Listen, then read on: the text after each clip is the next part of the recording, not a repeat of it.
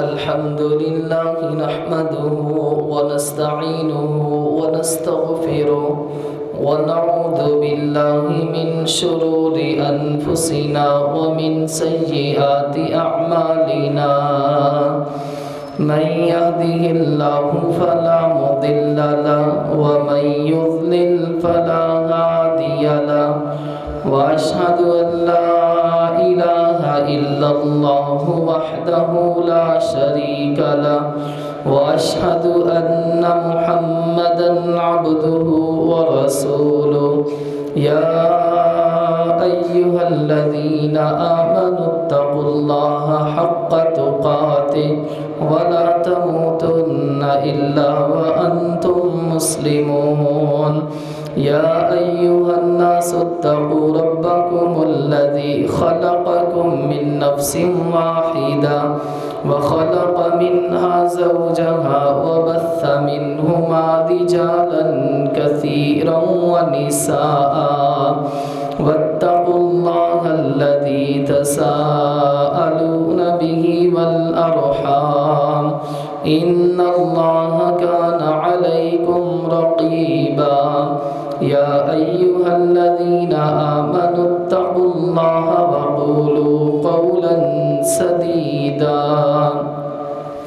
يصلح لكم أعمالكم ويغفر لكم ذنوبكم ومن يطع الله ورسوله فقد فاز فوزا عظيما أما بعد فإن خير الحديث كتاب الله وخير الهدي هدي محمد صلى الله عليه وسلم وشر الأمور محدثاتها وكل محدثة بدعة وكل بدعة ضلالة وكل ضلالة في النار اللهم صل على محمد وعلى آل محمد كما صليت على إبراهيم وعلى آل إبراهيم إنك حميد مجيد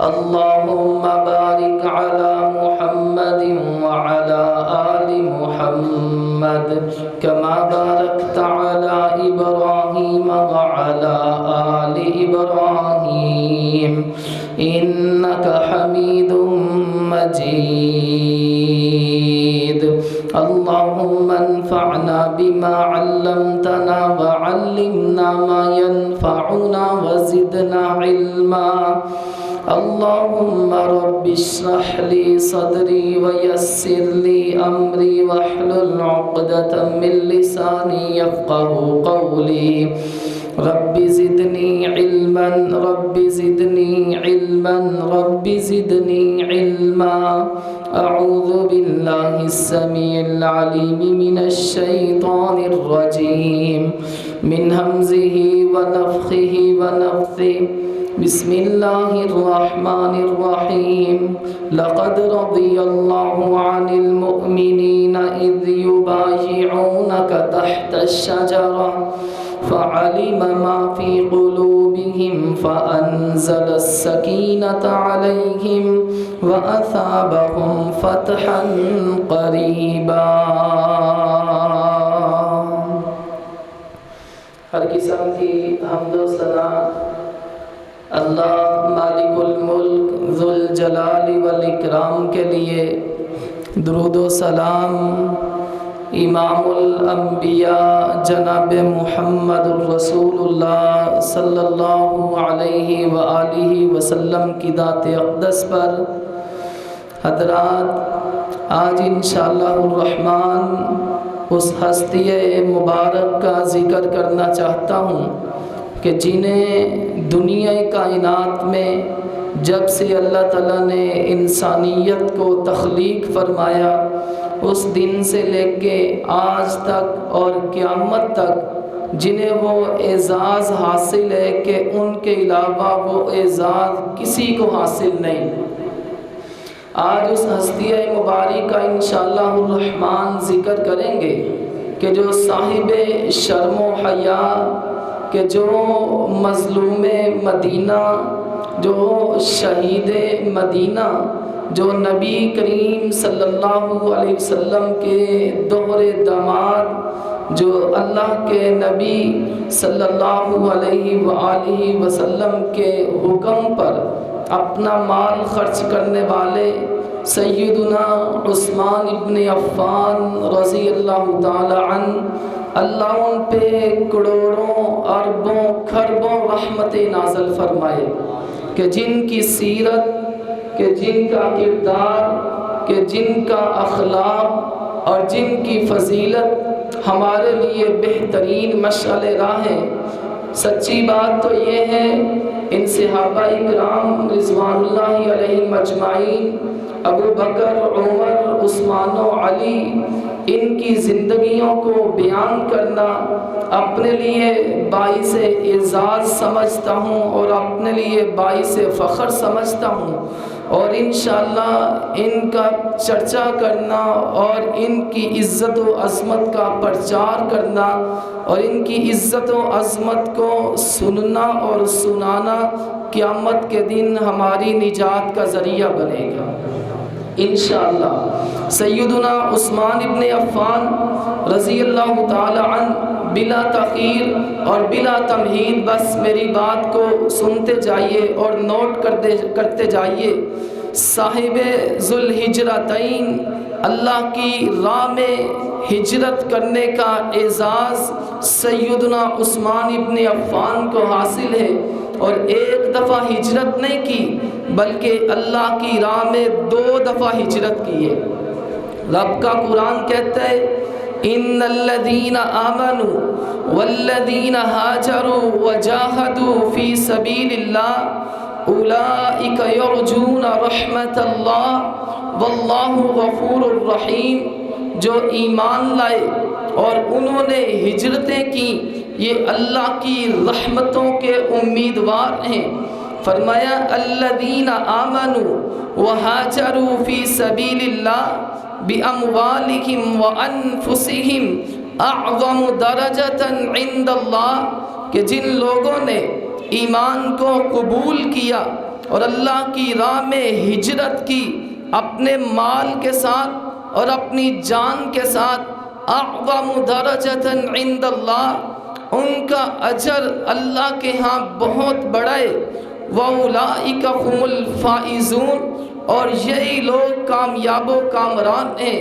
قرآن کریم میں ہجرت کرنے کا بڑا ثواب اور بڑا اعزاز قرآن کریم میں بیان کیا گیا ہے، تو جون سی بھی آیتیں جہاں جہاں پہ بھی ہجرت کا ذکر ہے، ان آیتوں کے اولین مصداق سیدنا عثمان ابن عفان ہیں رضی اللہ تعالی عنہ۔ اور میں نے عرض کیا حضرت عثمان نے ایک دفعہ ہجرت نہیں کی بلکہ حضرت عثمان نے 2 دفعہ ہجرت کی ہے، ایک ہجرت مدینہ ہے، ایک ہجرت حبشہ ہے۔ سیدنا عثمان ابن عفان کو یہ اعزاز حاصل ہے، اور یہی وہ صحابی رسول ہیں کہ میں نے شروع میں عرض کیا ہے کہ پوری دنیا کائنات میں وہ اعزاز کسی کو نہیں ملا، اب تو مل سکتا ہی نہیں کہ ایک نبی کی 2 بیٹیاں یکے بعد دیگرے کسی امتی کے نکاح میں ہوں۔ پہلے نبیوں میں ویسے بھی کسی کے ساتھ ایسا نہیں ہوا کہ ایک نبی کی 2 بیٹیاں ایک کے بعد دوسری کسی امتی کے نکاح میں آئیں، لیکن دنیا کائنات جانتی ہے اللہ نے یہ اعزاز بخشا ہے، رب العزت نے یہ شرف بخشا ہے، تو صرف اور صرف سیدنا عثمان ابن عفان رضی اللہ تعالی عنہ کو بخشے کہ آمینہ کے لال پیکر حسن و جمال جناب محمد رسول اللہ صلی اللہ علیہ وآلہ وسلم کی 2 صاحبزادیاں ایک کے بعد دوسری سیدہ رقیہ کی وفات کے بعد میرے نبی نے سیدہ ام کلثوم کا نکاح عثمان کے ساتھ کیا ہے۔ اگر میرے نبی کو عثمان کے کردار پہ نعوذ باللہ کوئی شک ہوتا، عثمان کی حیا پہ کوئی شک ہوتا، عثمان کے رہن سہن پہ، عثمان کے اخلاق پہ کوئی شک ہوتا تو ایک بیٹی تو دے دی سو دے دی، دوسری کیوں دی؟ تو اس لیے پتہ یہ چلتا ہے میرے نبی کی محبوب ترین ہستی سیدنا عثمان ابن عفان رضی اللہ تعالی عنہ ہیں۔ سیدنا عثمان، ان کو عثمان غنی بھی کہا جاتا ہے کہ سخاوت کے میدان میں کوئی ثانی عثمان کیا ہوگا۔ اسی وجہ سے کسی کہنے والے نے کہا تھا کوئی ابو بکر جیسا صاحب ایمان کیا ہوگا، کوئی عمر جیسا عادل دیشان کیا ہوگا، سخاوت کے میدان میں ثانی عثمان کیا ہوگا، علی حیدر کرار جیسا صاحب میدان کیا ہوگا، جب غلاموں کا یہ عالم ہے سلطان کا عالم کیا ہوگا۔ تو آمینہ کے لال جناب محمد کریم صلی اللہ علیہ وآلہ وسلم کے یہ دوہرے داماد سیدنا عثمان غنی رضی اللہ تعالی عنہ، سیدنا عثمان ذو النورین، کہا عثمان کو ذو النورین کیوں کہا جاتا ہے؟ ایک بہت بڑے امام سے پوچھا گیا کہ حضرت عثمان کو ذو النورین کیوں کہا جاتا ہے؟ کہا ذو النورین کا معنی ہے کہ دو نوروں والے، نبی کی دو بیٹیاں عثمان کے نکاح میں ایک کے بعد دوسری، اس وجہ سے عثمان کو ذو النورین کہا جاتا ہے۔ سیدنا عثمان غنی رضی اللہ تعالی عنہ صاحب شرم و حیا، آپ نے یہ حدیث مبارکہ بارہا علماء سے سنی ہے۔ آمینہ کے لال جناب محمد کریم علیہ السلام تشریف فرمائیں۔ سیدہ عائشہ رضی اللہ تعالی عنہا آپ کے قریب بیٹھی ہیں کہ حضرت ابو بکر صدیق رضی اللہ تعالی عنہ آنے کی اجازت طلب کرتے ہیں۔ جامع ترمذی کی روایت ہے، میرے نبی نے اجازت مرحمت فرمائی۔ آمینہ کے لال کی پنڈلی مبارک سے کپڑا ہٹا ہوا تھا، نبی کریم علیہ السلام نے کپڑا درست نہیں کیا کہ صدیق اکبر آ کے بیٹھ جاتے ہیں۔ تھوڑی دیر بعد حضرت عمر رضی اللہ تعالی عنہ تشریف لائے، اللہ کے نبی علیہ السلام سے اجازت طلب کی، نبی کریم علیہ السلام نے اجازت مرحمت فرمائی، حضرت عمر بیٹھ جاتے ہیں۔ کپڑا ہٹا ہوا تھا، کپڑا درست نہیں کیا۔ تھوڑی دیر بعد سیدنا عثمان غنی رضی اللہ تعالی عنہ تشریف لائے، میرے نبی صلی اللہ علیہ وآلہ وسلم نے فوراً اپنی پنڈلی سے کپڑا درست کیا، اور جو کپڑا ہٹا ہوا تھا اپنی پنڈلی مبارکہ کو ڈانپ لیتے ہیں۔ سیدہ عائشہ صدیقہ طیبہ طاہرہ رضی اللہ تعالی عنہ کہتی ہیں، اللہ کے نبی میرے ماں باپ آپ پر قربان ہوں۔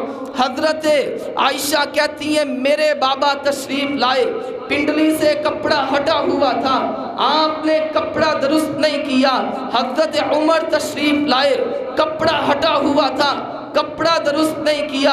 عثمان تشریف لائے، آپ سیدھے ہو کے بیٹھ جاتے ہیں اور کپڑا درست کرتے ہیں، اس کی کیا وجہ ہے؟ فرمایا عائشہ میں اس بندے سے کیوں نہ حیا کروں کہ جس سے آسمان کے فرشتے بھی حیا کرتے ہیں۔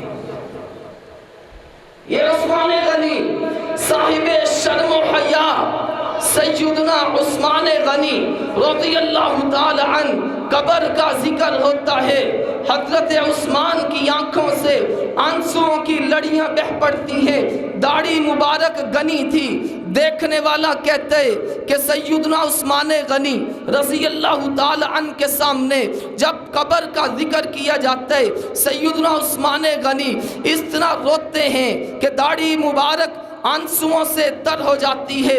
پوچھنے والے نے پوچھا کہ پیارے عثمان رضی اللہ تعالی عنہ، پل صراط کا ذکر ہوتا ہے، جہنم کا ذکر ہوتا ہے، آپ کی یہ کیفیت نہیں بنتی، لیکن جو ہی قبر کا ذکر ہوتا ہے آپ کی کیفیت ایسی بن جاتی ہے کہ دیکھنے والے کو ترس آتا ہے، آنکھوں سے آنسو جاری ہو جاتے ہیں، زاروں کی تار روتے ہیں، حالانکہ آپ کو تو جنت کی بشارتیں ملی ہیں۔ میرے نبی نے نام لے لے کے فرمایا عثمان فی الجنہ، عثمان فی الجنہ، عثمان فی الجنہ، عثمان جنتی ہے، عثمان جنتی ہے، عثمان جنتی ہے۔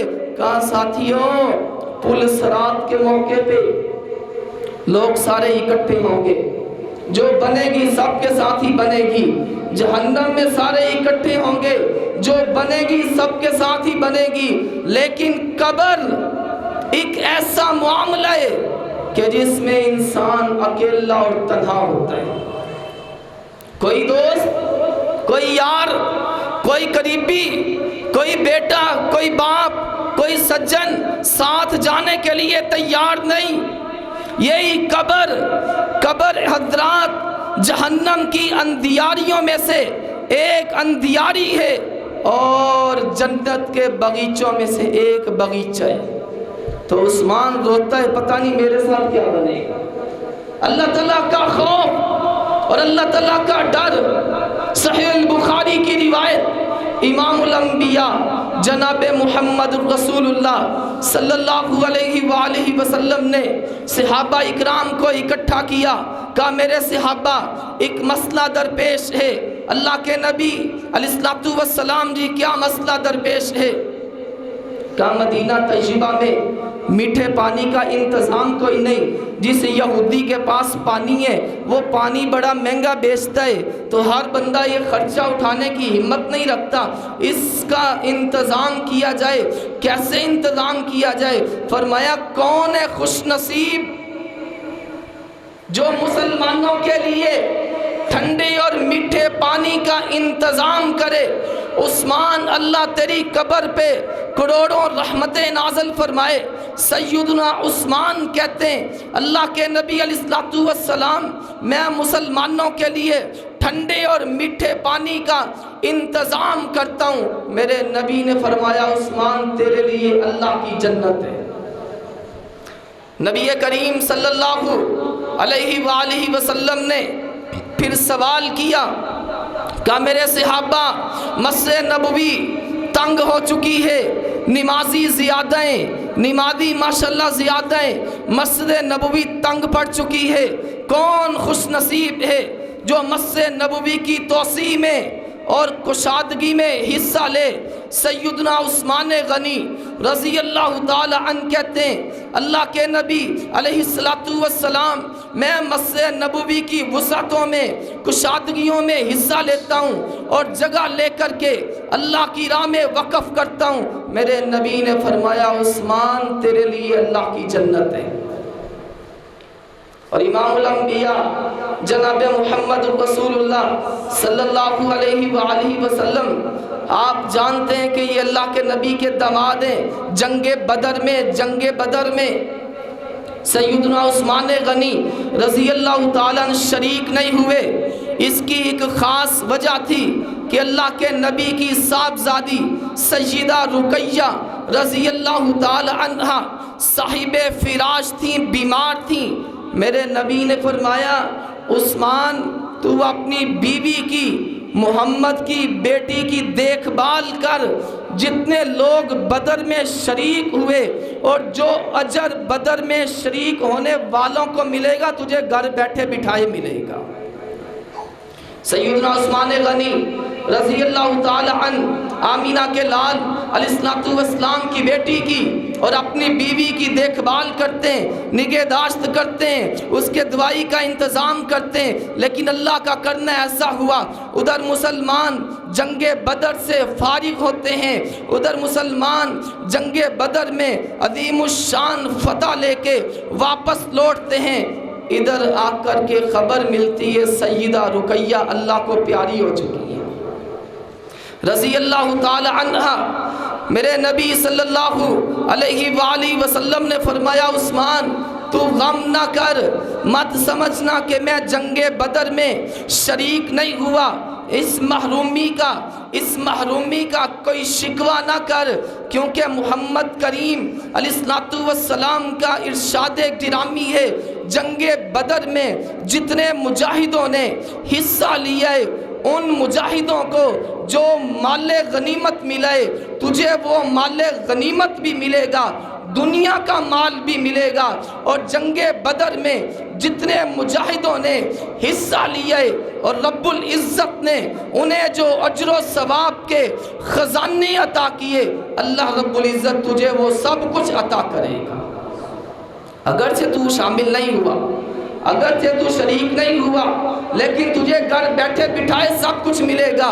جنگ احد میں، یہ تو جنگ بدر کی بات تھی، جنگ احد میں دوستو مسلمانوں کے قافلے میں کھلبلی مچ جاتی ہے، صحابہ اکرام کا لشکر تتر بتر ہو جاتا ہے، حتیٰ کہ ایک مصری نے اعتراض کیا، کہا جب جنگ احد بپا ہوتی تھی سیدنا عثمان غنی رضی اللہ تعالی عنہ ان لوگوں میں سے تھے جو فرار ہو چکے تھے۔ حضرت عبداللہ بن عمر سے یہ سوال کیا جاتا ہے، کہا ایسے ہی ایک مصری کہتا ہے کہ حضرت عثمان پہ اعتراض کرتے ہوئے کہ جب جنگ احد ہوتی ہے حضرت عثمان ان لوگوں میں شامل تھے کہ جو فرار ہو چکے تھے، کہ جب تتر بتر لشکر ہو جاتا ہے کھلبلی مچ جاتی ہے۔ عبداللہ بن عمر کہتے ہیں رضی اللہ تعالی عنہ، اور اعتراض کرنے والے عثمان غنی پہ اپنی زبان بند کر، کیونکہ جنگ احد میں جب اس لشکر میں کھلبلی مچی میرے اللہ نے آسمان سے مغفرت کے پروانے جاری کر دیے، ان الذین تولوا منکم یوم التقى الجمعان انما استزلهم الشیطان ببعض ما کسبوا ولقد عفى اللہ عنهم۔ اللہ نے فرمایا احد کی جنگ میں کوئی تھوڑی سی جو بھول ہوتی ہے، خطا ہوتی ہے، عرش والا رب کہتے ہیں میں نے نبی کے سارے یاروں کو معاف کر دیا۔ تو کہا جب اللہ نے معاف کر دیا ہے تو کون ہوتا ہے اعتراض کرنے والا؟ جس کو اللہ نے معاف کر دیا ہے تیری جرت کیا ہے کہ سیدنا عثمان غنی پہ اعتراض کرے؟ ہاں صلح حدیبیہ ہے دوستو، صلح حدیبیہ سے پہلے ایک واقعہ پیش آتا ہے۔ نبی کریم علیہ الصلوۃ والسلام صحابہ اکرام کو لے کر مکہ المکرمہ تشریف لاتے ہیں۔ حدیبیہ کے مقام پہ آپ کو روک لیا جاتا ہے کہ عمرہ کرنے کی اجازت نہیں ہے، عمرہ نہیں کرنے دیں گے۔ نبی کریم علیہ الصلوۃ والسلام نے سیدنا عثمان غنی کو سفیر بنا کے مکے والوں کے ساتھ بات چیت کرنے کے لیے روانہ کر دیا۔ افواہ اڑا دی جاتی ہے کہ حضرت عثمان غنی رضی اللہ تعالیٰ عنہ شہید ہو گئے۔ افواہ اڑائی گئی کہ سیدنا عثمان کو مکے والوں نے شہید کر دیا ہے۔ میرے نبی نے اس مقام پہ فرمایا جنگ کے ارادے سے ہم آئے تو نہیں تھے، تلواریں لے کے نہیں آئے تھے، تیر لے کے نہیں آئے تھے، لیکن اب انہوں نے عثمان غنی کو شہید کیا ہے، اب پیارے عثمان کا بدلہ لیے بغیر نہیں جائیں گے۔ اللہ کے نبی علیہ الصلوۃ والسلام نے صحابہ اکرام سے بیعت لی، کہا میرے صحابہ میرے ہاتھ پہ ہاتھ رکھ کر کے بیعت کرو، کون ہے جو بدلہ لے کے جائے گا ان لوگوں سے کہ جنہوں نے حضرت عثمان کو شہید کیا ہے۔ اس موقع پہ 1400 صحابہ اکرام نے نبی کے ہاتھ پہ ہاتھ رکھ کر بیعت کی۔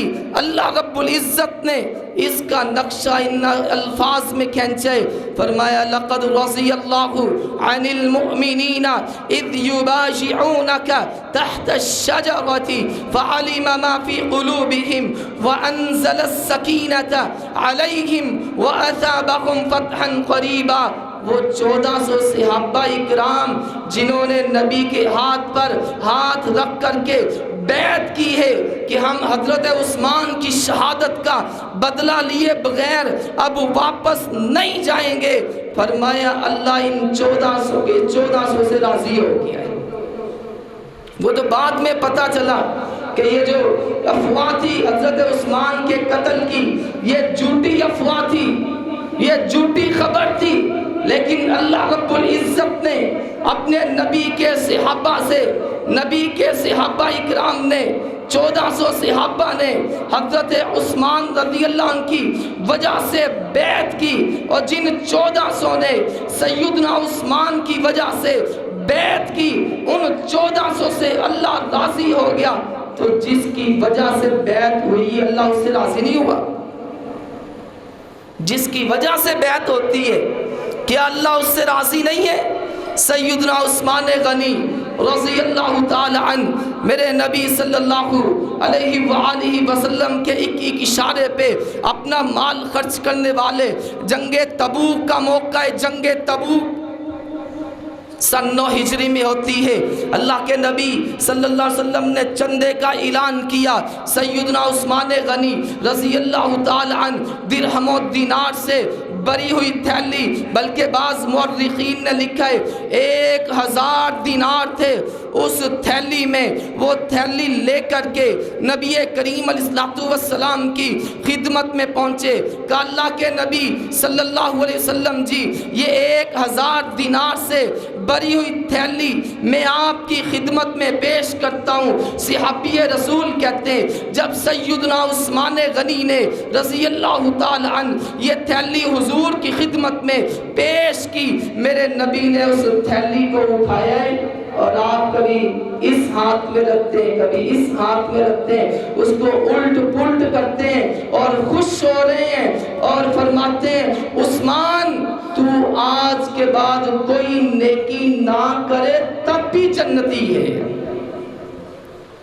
وہ عثمان غنی رضی اللہ تعالی عنہ میرے نبی صلی اللہ علیہ وآلہ وسلم نے فرمایا آج کے بعد تو کوئی نیکی نہ کرے تب بھی جنتی ہے۔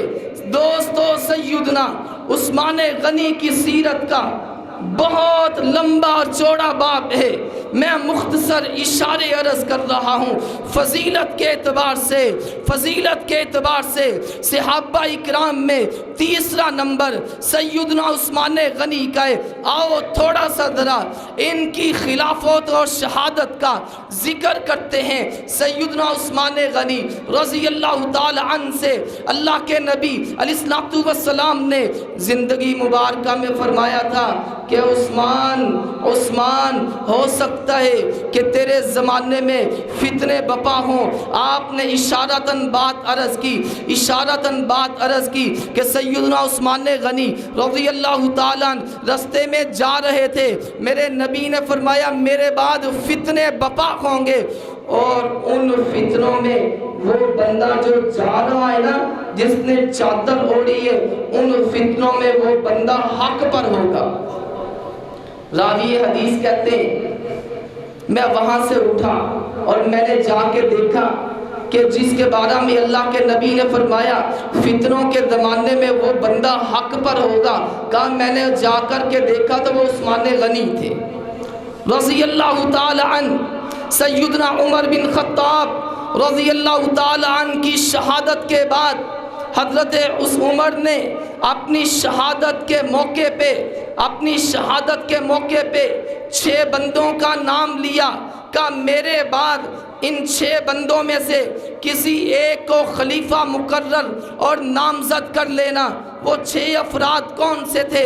حضرت عثمان تھے، حضرت علی تھے، حضرت طلحہ تھے، حضرت زبیر تھے، حضرت عبد الرحمن بن عوف تھے۔ دوستو یہ 6 افراد تھے کہ جن کا سیدنا عمر بن خطاب نے ذکر کیا، ان میں سے ایک ابو عبیدہ بن ابی جراح تھے۔ کہا ان 6 بندوں میں سے کسی ایک پہ اتفاق کر لینا، یہ 6 بندے کسی ایک پر متفق ہو جائیں اور اسے اپنا خلیفہ بنا لینا، اپنا امیر مقرر کر لینا۔ قصہ مختصر یہ ہے کہ وہ 6 کے 6 افراد سیدنا عثمان ابن عفان رضی اللہ تعالی عنہ پہ متفق ہو جاتے ہیں۔ آج علی کا نام لے کے حضرت علی رضی اللہ تعالی عنہ کا لیبل لگا کر کے عثمان غنی رضی اللہ تعالیٰ عنہ کی شان میں گستاخی کرنے والوں، تم نے اس پیارے علی کو بھی نہیں پڑھا، تم نے پیارے علی کی زندگی کو بھی نہیں سمجھا۔ میں نے پچھلے جمعۃ المبارک میں بھی عرض کیا تھا، علی تو عمر کی بھی تعریف کرتا ہے، علی تو عثمان کی بھی تعریف کرتا ہے۔ تمہارا کیا عقیدہ ہے، تمہارا کیا نظریہ ہے؟ نام علی کا لیتے ہو اور بونکتے ہو عثمان پر، کبھی تبرہ کرتے ہو حضرت ابو بکر پر، کبھی تبرہ کرتے ہو حضرت عمر پر۔ سچی بات تو یہ ہے تم نے علی کا نام تو لیا ہے لیکن پیارے علی کے قول و فعل کو سمجھا ہی نہیں۔ پیارے علی پتہ کیا کہتے ہیں رضی اللہ تعالی عنہ؟ جب حضرت عثمان کو خلیفہ نامزد کر دیا گیا تو سیدنا عثمان غنی رضی اللہ تعالیٰ عنہ کے ہاتھ پر ہاتھ رکھ کر بیعت کرنے والے سب سے پہلے عبد الرحمن بن عوف تھے اور اس کے بعد سیدنا علی المرتضیٰ تھے۔ علی نے عثمان کو اپنا امیر ماننا ہے، علی نے عثمان کو اپنا امیر ماننا ہے، علی نے عثمان کو اپنا رہبر ماننا ہے، علی نے عثمان کو اپنا پیشوا ماننا ہے، علی نے عثمان کو اپنا بڑا ماننا ہے۔ تجھے کہتے ہیں بد زبانیوں سے باز آ جا، جھوٹی مکاریوں سے باز آ جا۔ اگر علی نے عثمان کو تسلیم کیا ہے، خدا کا واسطہ ہے تو بھی عثمان کی عظمت کو تسلیم کر دے۔ سیدنا علی المرتضیٰ نے رضی اللہ تعالیٰ عنہ حضرت عثمان کے ہاتھ پر ہاتھ رکھ کر کے دوستو بیعت کی ہے۔ اور تمہیں بتلائیں سیدنا عثمان کا جو گستاخ ہے اس کا انجام بڑا ہی برا ہے۔ اللہ دنیا میں دکھا دے، اللہ کی مرضی ہے، روز قیامت رب العزت کے عذاب سے عثمان کا گستاخ بچ نہیں سکتا۔ بہت بڑے تابعی ابو نضرہ کہتے ہیں میں نے اپنی آنکھوں سے دیکھا کہ ایک بندہ میرے پاس کھڑا تھا، سیدنا عثمان غنی رضی اللہ تعالی عنہ پہ اس نے تنقید کرنا شروع کر دی، عثمان کی شان میں اس نے بونکنا شروع کر دیا۔ میں نے اسے باز کیا، میں نے کہا بندہ بن جا، عثمان غنی کی شان میں گستاخی نہ کر، نہ گستاخی کر۔ عثمان نبی کا دورہ دماد ہے، عثمان ذوالہجرتین ہے، لیکن وہ باز نہیں آیا، وہ باز نہیں آیا۔ حضرات یہ وقت کے بہت بڑے امام کہتے ہیں میں نے اپنی آنکھوں سے دیکھا، اچانک بادل گرجتا ہے، بادل گرجتا ہے، بجلیاں چمکتی ہیں اور بجلیاں چمکنے کے بعد اس بندے پہ بجلی آ کر کے برستی ہے جس نے عثمان کی گستاخی کی تھی، حتیٰ کہ بجلی ایسی برسی کہ اس بندے کو جلا کے راکھ کر دیا۔ بچ جا عثمان غنی رضی اللہ تعالیٰ عنہ کی گستاخی سے، انجام بڑا برا ہے۔ عثمان غنی رضی اللہ تعالیٰ عنہ کی گستاخی کرنے والوں کا دوستو 6 سال تک سیدنا عثمان غنی رضی اللہ تعالیٰ عنہ کا جو عرصہ خلافت تھا ٹوٹل 12 سال کا ہے، لیکن 6 سال تک حضرت عثمان غنی رضی اللہ تعالیٰ عنہ کی جو خلافت ہے پوری دنیا کائنات کے کونے کونے میں پھیل رہی ہے۔ آذربائیجان میں، آرمینیا میں، قبرص میں، الجزائر میں، شام میں دین اسلام کے جھنڈوں کو لہرانے والا یہ نیک دل حکمران عثمان غنی ہے رضی اللہ تعالیٰ عنہ۔ آج نیوی کی فوج ہے، آج دوستو سمندری حدود میں لڑنے کا طریقہ ہے، سمندری آبدوزیں موجود ہیں، سمندری بحری بیڑے موجود ہیں۔ ہاں اللہ رب العزت کا بہت بڑا احسان ہے ملک پاکستان پر، لیکن ذرا اس کی تاریخ کے پیچھے جاؤ، تاریخ کو پڑھو جا کر کے۔ اس بحری بیڑے کا آغاز سیدنا عثمان غنی کے دور خلافت میں ہوتا ہے۔ امیر معاویہ رضی اللہ تعالیٰ عنہ حضرت عمر کے پاس آئے، حضرت عمر سے کہتے عمر بحری بیڑے کا آغاز کیجئے، مسلمانوں کو بڑا فائدہ ہوگا، فتح ہوگی، رومیوں کے خلاف جنگ کرنے میں آسانی ہوگی۔ لیکن حضرت عمر کہتے ہیں یار میرا دل اس پہ مطمئن نہیں ہوتا کہ سمندر کی حدود میں سمندری جنگ لڑتے ہوئے کہیں فوجی پانی کی نظر نہ ہو جائے۔ حضرت عمر مطمئن نہ ہوئے۔ سیدنا امیر معاویہ رضی اللہ تعالیٰ عنہ حضرت عثمان کے دور خلافت میں حضرت عثمان کے پاس آئے، آ کر کے درخواست کی، پیارے نبی کے پیارے صحابی، پیارے نبی کے پیارے داماد، پیارے نبی کے پیارے داماد، آپ اگر اجازت دیں تو بحری بیڑے کا آغاز کیا جائے، جس بحری بیڑے کے آغاز کے ساتھ ہم دشمن پر قبضہ کر سکتے ہیں۔ فوائد بیان کیے، سیدنا عثمان غنی نے اجازت دے دی۔ آج حضرات ان بحری بیڑوں کے ذریعے، آج ان سمندری آبدوزوں کے ذریعے امت مسلمہ کو کتنا فائدہ ہوا، اس کی ابتدا اور اس کا آغاز عثمان ہے رضی اللہ تعالی عنہ۔ تو میں نے عرض کیا 6 سال تک امن و سکون رہتا ہے، باقی جو اگلے 6 سال ہیں سیدنا عثمان غنی رضی اللہ تعالی عنہ کے دور خلافت کے سازشیں، چلاکیاں اور منافقتیں شروع ہو جاتی ہیں۔ آہستہ آہستہ یہ سازشیں اور چالیں اور منافقتیں بڑھتی گئیں، حتیٰ کہ ان باغیوں نے منظم سازش تیار کی سیدنا عثمان سے خلافت کو چھیننے کی اور حضرت عثمان کو شہید کرنے کی۔ آج لوگ اعتراض کرتے ہیں، اس اعتراض کا جواب بھی سن لو۔ کئی بندے کہتے ہیں جی حضرت عثمان غنی رضی اللہ تعالیٰ حکمران سن، حکومت تھی نا ان کے پاس، تو جو باغی تھے، بلوائی تھے، خارجی تھے، منافق تھے، انہوں نے پیارے عثمان پہ رضی اللہ تعالیٰ بولا ہے، دعویٰ کیا ہے ان پر، تو کیا حضرت عثمان غنی رضی اللہ تعالیٰ اس کا جواب نہیں دے سکتے تھے؟ کیا صحابہ اکرام موجود نہیں تھے؟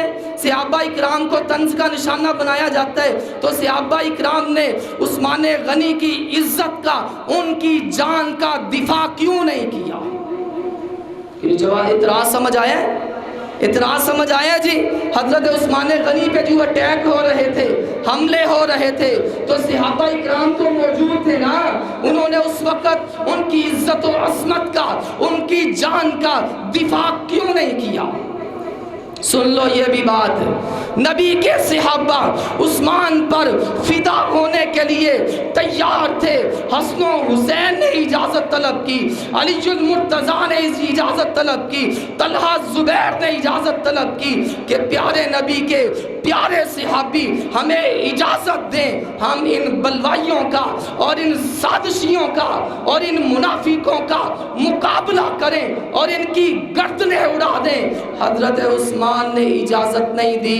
عثمان بڑے نرم دل تھے، کہا یار میں پسند نہیں کرتا کہ میری وجہ سے نبی کے شہر مدینہ میں خون بہایا جائے، وگرنہ سارے صحابہ تیار تھے حضرت عثمان کے دفاع میں، عثمان کے اشارے میں، عثمان کے اشارے پہ، عثمان کے ساتھ کندھے کے ساتھ کندھا ملانے پہ سارے صحابہ اکرام تیار تھے۔ لیکن یہ ایک وجہ تھی کہ جتنی دیر تک امیر کی اجازت نہیں تھی اتنی دیر تک ان کے خلاف لڑائی نہیں ہو سکتی تھی۔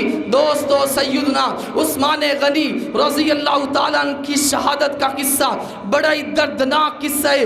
حضرت عثمان غنی رضی اللہ تعالیٰ عنہ کو مدینہ طیبہ میں شہید کیا گیا۔ جب ان کا محاصرہ کیا جاتا ہے، جب ان کا محاصرہ اور ان کو نظر بند کیا جاتا ہے، اس وقت حضرت عثمان نے ایک خطبہ ارشاد فرمایا، کہا بلوائیوں، خارجیوں، سازشیوں، منافقوں، میری بات کا جواب دو۔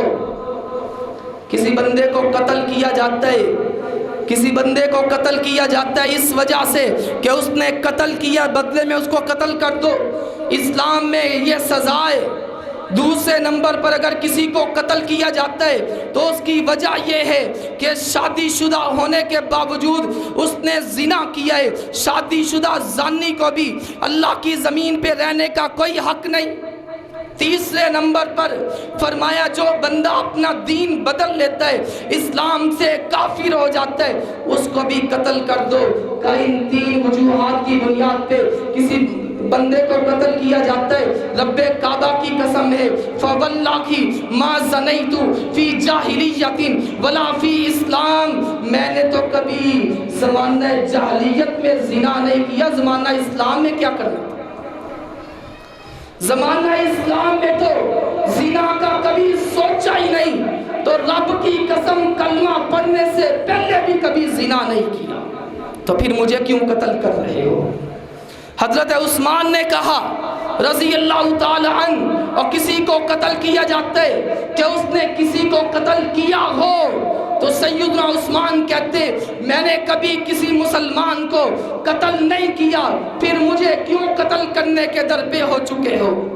کہ کسی کو قتل کیا جاتا ہے تو وہ اسلام لانے کے بعد مرتد ہو جائے، یہودی عیسائی بن جائے، کہتے ہیں جب سے اسلام قبول کیا ہے میں نے اسلام چھوڑنے کا کبھی سوچا ہی نہیں ہے، پھر میری جان کے دشمن کیوں بن گئے؟ اور جواب دو کہ جس پانی کے کنویں کو میں نے خرید کر کے مسلمانوں کے لیے وقف کیا، آج تم مجھے اس کنویں سے پانی نہیں پینے دیتے۔ جس مسجد نبوی کو میں نے خرید کر کے اللہ کی راہ میں وقف کیا، تم مجھے آج اس مسجد نبوی میں نماز نہیں پڑھنے دیتے۔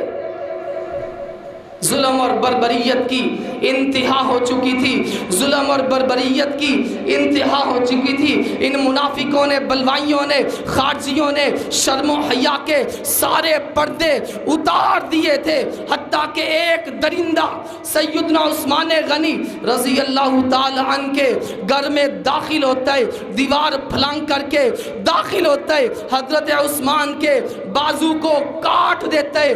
سیدنا عثمان غنی نے کہا اللہ سے ڈر جا، تو نے آج اس بازو کو کاٹا ہے کہ یہ بازو، یہ ہاتھ جبریل قرآن لے کے آتا تھا، یہ ہاتھ قرآن لکھا کرتا تھا، تو نے آج یہ ظلم کمایا ہے۔ سیدنا عثمان غنی رضی اللہ تعالی عنہ پہ در پہ دوستو وار کیے جاتے ہیں۔ حضرت عثمان غنی کو اپنی شہادت کے اندازے ہونے لگے، اپنی شہادت کے اشارے ملنے لگے۔